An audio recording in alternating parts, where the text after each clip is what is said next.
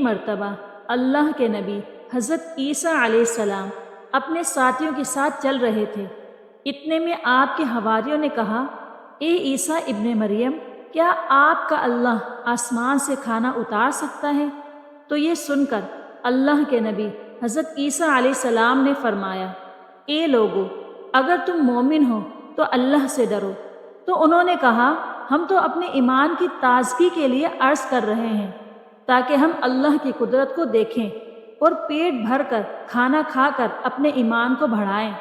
और वो लोग जो कुफर पर हैं उनका ईमान भी आप पर हो जाए।